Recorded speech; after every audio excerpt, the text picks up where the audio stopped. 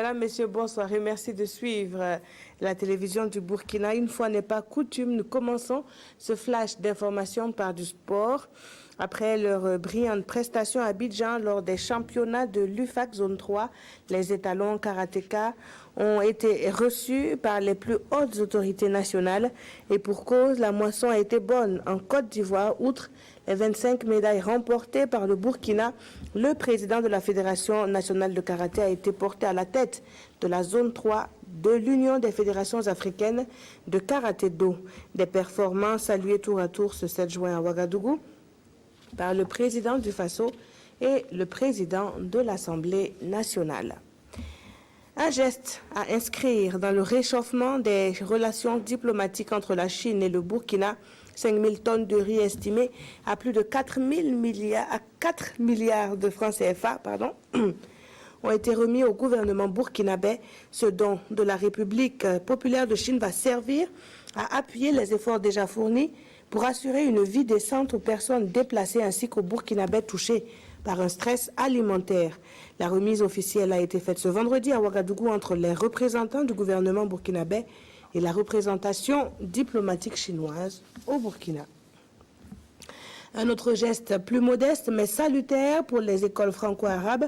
Le ministère en charge de l'éducation avec l'appui de l'Union européenne renforce les capacités du projet d'appui à l'enseignement primaire bilingue franco-arabe.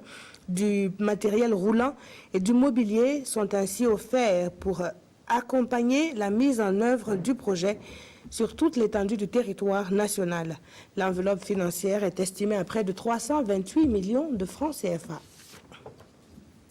Les 12 et 13 juin prochains, le syndicat autonome des travailleurs de l'information et de la culture entend observer un sit-in pour cause le passage des médias publics au statut de société d'État qui se fait attendre.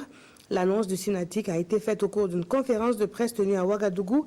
La séance a permis au syndicat de livrer les résultats d'études menées dans les EPE, les établissements publics de l'État, qui aspirent à devenir des sociétés d'État.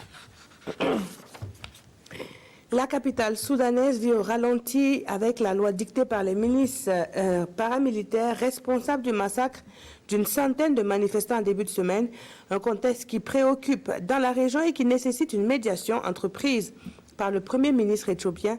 Abiy Ahmed est arrivé ce vendredi à Khartoum pour s'entretenir aussi bien avec les militaires qu'avec l'opposition. Le chef du gouvernement éthiopien réussira-t-il comme dans ses missions précédentes?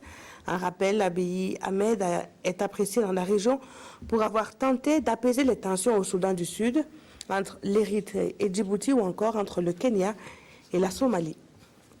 L'information revient en direct à 19h avec Adama Koulibaly pour le journal des régions. Je vous retrouve à 20h.